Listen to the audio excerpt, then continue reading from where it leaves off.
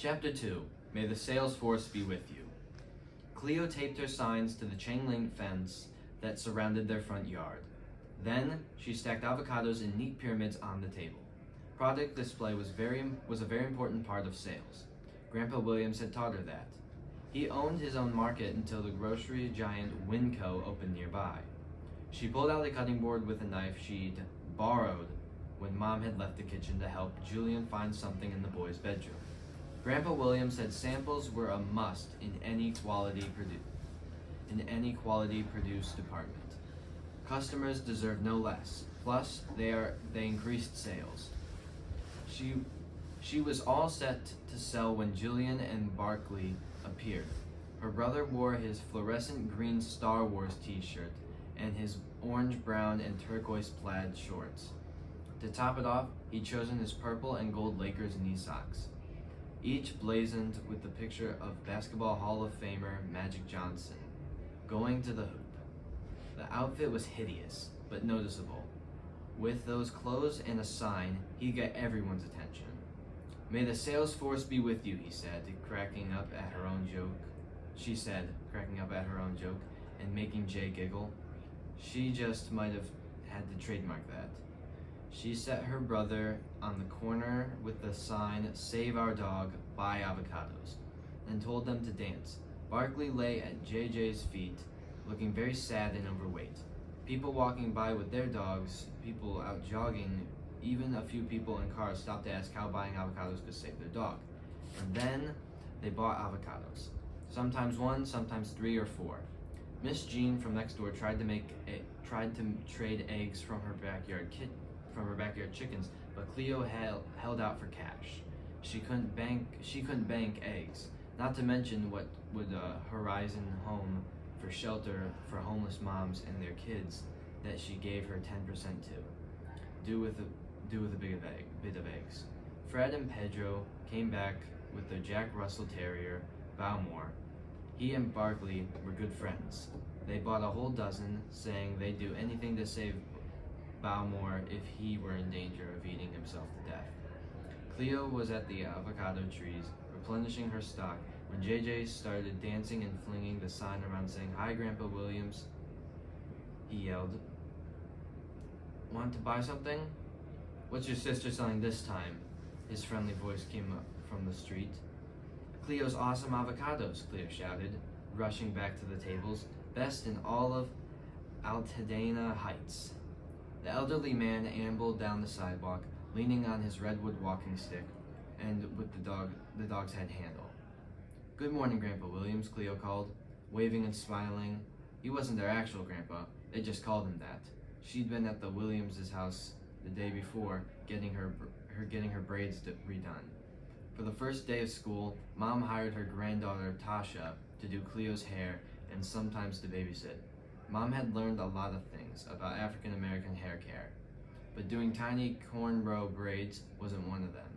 Her and Cleo's relationship couldn't handle tiny cornrow braids. "How are my grandkids this fine Labor Day morning?" Mr. Williams asked. "Great." Cleo picked up a bag of avocados and held it open for him to see. "Normally I'd sell these for $4, but I'll make it 3, since you're part of my loyal customers program." He peered into the bag. "Am I now? You've bought from all my businesses." "Absolutely. Although I still don't know how you convinced me I needed 7 pairs of rainbow striped toe socks. 1 for every day of the week. Or the dog leash decorative decals since I don't own a dog. You can decorate other things with them. But I sure love my knitted coasters. Use them all the time." They were supposed to be Barbie rugs, but see, you found the perfect way to use those. He threw back his head and laughed. "You got it right there, little sister. I sure did." Cleo held up a slice of avocado. "Sample?" she grinned. His eyes gleamed. "My apprentice has learned well." He took a bite. "That's some fine fruit." He slipped his hand into his jacket pocket and pulled out 3 shiny dollar coins, the gold kind that Cleo loved. He gave 1 to Jillian and 1 to Cleo. "This one is for Brother Joshua," he said, placing the last coin in her hand. She wanted to say that as president of the company, she made the final decisions, but she couldn't talk back to Grandpa Williams. Plus, Jay had helped. He deserved to be paid. She made sure Josh earned his dollar as well. They said thank you, and then JJ zoomed off shouting, "I'm going to show Mom and Dad I got real gold." Grandpa Williams winked at her and gave Barkley's head a pat. "Thanks for the awesome avocados. Don't forget to tell everyone you see that we're here," she said. He raised his cane and walked away. "Will do. Keep up the good work." Cleo was at the table, counting her money, when Josh came around the corner with his bin of Dino Formers. His LA Dodgers cap snugged his curly hair as usual. The hat, a gift from his and JJ's first mom, Melaine, never left his head when he was outdoors. 28, 29, Cleo counted. Josh's eyes got huge when he saw her pile of dollar bills. "Whoa, you made all that money?" "Uh-huh, and there's plenty more where this came from." She motioned to the trees in their yard. "At least another $30 hung on the branches." Barkley hobbled over. Cleo kissed the top of the dog's head. "Thanks for getting fat, Barks. I might have never realized what a gold mine I was sitting on." She held up an avocado. Green gold. Josh set down his toy bin. Barkley stuck his nose into it, and sniffed around. "No, Barkley," Josh pulled the dog's head away. Cleo finished counting up the dollar bills, all 33 of them. This was the quickest and easiest money she'd ever made from a business. She sold plant bulbs. Mom hadn't been too happy when she found out Cleo had dug them up from her flower beds. Hand-drawn tattoos, God's eyes, and rides on her slip and slide, plus products from a catalog, like tiny tins of popcorn and toe socks. Decorative decals, which could be used for dog leashes or other things, and Barbie rugs, but nothing had come close to generating this kind of dough. She couldn't believe this amazing business opportunity had been right in front of her face the whole time, and she'd missed it. Avocados just seemed so, well, avocado-y. Bland and unexciting, and not a very attractive color of green, but people wanted them. "Speaking of gold, help me sell and I'll give you this $1. She held up the coin from Grandpa Williams. He held out his hand. "That's mine already. JJ told me." Her shoulders drooped. "Okay." She dropped the coin into his palm, then perked up again. "Help me sell and I'll give you 25 cents a bag." She was feeling generous, and she didn't want to be alone. "That's not very much." Josh crossed his arms and narrowed his eyes. "I've already sold 10 bags. 10 more and you'll have $2.50. $3.50 with Grandpa Williams' money to put towards that Nerf gun." "What do I have to do?" "Here." She held out the Save Our Dog, Buy Avocado sign. "Just dance around on the corner like the pizza sign guy on Lake Avenue." The pizza sign guy was a real professional. He could do 2 complete spins while his sign was up in the air. "No way, too embarrassing." She shrugged. "Fine by me." A silver SUV chugged up the street. Cleo ran to the curb, waving the sign. "Best avocados in all of it at Altadena Heights. Cheaper than the store, great guacamole." The SUV drove past without slowing. Oh well, she'd get the next one. She turned back to the table. Josh held up Mom's knife by its handle. "Mom doesn't let you use this knife." It was true. The fancy Global Chef knife Mom had bought from the infomercials was off limits. "How do you know?" "Because I heard her tell you couldn't." "That was a long time ago." "No, it wasn't." "Well, maybe she changed her mind." "I'm telling her you took her knife." "No, Josh." He started towards the gate. She dropped the sign and rushed after him. He walked faster. She had to be careful. She was holding a sharp knife. After all, Barkley barked but didn't try to keep up with them. "I'll give you another $1. Just let me have it, Josh." He fumbled at the gate latch. "You're going to be in big trouble." The little termite. Why did he always have to ruin everything? She snatched his hat and bolted. "Give it back," he shouted. The knife clattered on the sidewalk. Barkley barked louder. Cleo couldn't afford to look back or worry about the knife now. She gripped her flip-flops with her toes and ran for her life. If Josh caught her, there was no telling what he'd do. He may have only been 6, but she was 10, and hers. She may have only been 6 to her 10, but he was strong. Much stronger when he was mad. Josh sprinted behind her, screaming past Miss Jean's house, past the Williamses, almost to Kaylee's before she faked one way and went the other, barely escaping his grasp. She squealed at the thrill of almost getting caught, then giggled. "It's not funny," Josh howled. Cleo turned the tail and sprinted for home. Her only hope was to throw the hat at the last second like a stake to a lion and make a dash for her bedroom. "You're mean. I hate you." Her brother was going berserk. Cleo's conscience pricked her into glancing back. Suddenly she was stumbled over the bin of dino formers. She yelped and threw the hat at Josh, barely avoiding a crash landing. The cat bounced off his body, and he crushed it underfoot as he plowed into her, sending her into the fence. The chain links rattled as he pummeled her. Barkley was also going berserk. "Stop, Josh, I gave it back." She covered her face with her hands.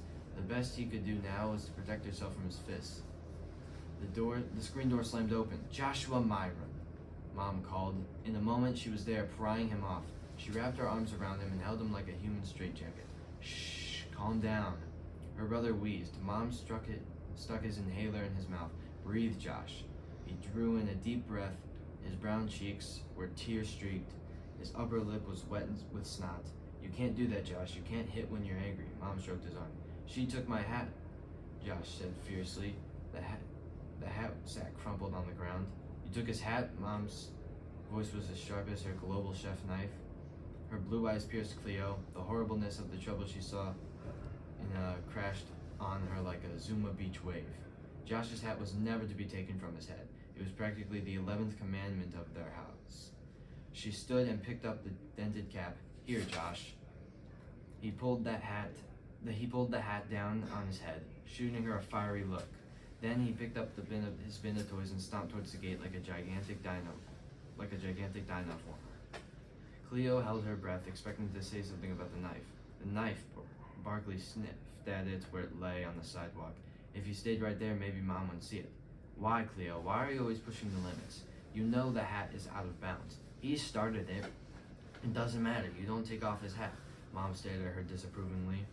"I expect a serious apology from you." "Sorry, Josh," she called to his back. "No." Mom's hands flew up in frustration. "A genuine apology. After thinking about what you've done for an hour in your room." "What about my business?" She looked at the small pile of avocados still needing to be sold, at her signs hanging from the chain link fence. "It can wait. Push everything against the fence and let's go." Cleo dragged the table towards the fence. She wished she had the power to make things disappear, but thinking mostly about the knife. But a little about her brother. Why did he have to be such a baby? What did he think would happen if he didn't wear that raggedy hat outside? The sky would fall on his head? At least he had a birth mom who sent him presents. Cleo picked up her money container. Maybe if she distracted her mom, she wouldn't notice the knife. "Mom, guess what? I made $33. Mom's eyes widened. "Wow!" For a moment, she thought she looked genuinely impressed, but her tough mom face quickly returned. "Now inside." Cleo glanced to where the knife had been. Barkley lay on the ground with it in between his teeth, gnawing on the handle. "No, Barkley, drop it." Fortunately, he obeyed. Mom stared open-mouthed at the knife. "What is that doing here?" she said, fists on hips. Triple fudge and the Frigidaire. Cleo rushed over to pick up the knife. "Mom, listen, I had a great idea. Samples." Mom was wanting to be persuaded. "People can't resist samples." "Mom, did you know that samples increase sales by 28%? Cleo didn't know that for sure, but it sounded about right. Mom crossed her arms, blinked. Cleo held up the money container again. I can make more, lots more." Mom shook her head, looking seriously disappointed in her one and only daughter. "Cleo, I don't really care about the money. I care that you took what wasn't yours without asking. Twice." Cleo's shoulders drooped. The container hung at her side. "I needed to cut the avocados." "You're not allowed to cut with it. You know that too. It's a very sharp knife, Cleo. The sharpest one I have. It's also my best knife, not to be flung around outside or chewed on by the dog." She held out her hand. Cleo gave her the knife. "But I'm almost 11. I can handle it." "You don't decide that." "I was careful. I didn't hurt myself." "I'm glad, but that's not the point." Mom sighed. "I'm sorry, Cleo, but you have pushed too far this time. Business is over. You're done for the day."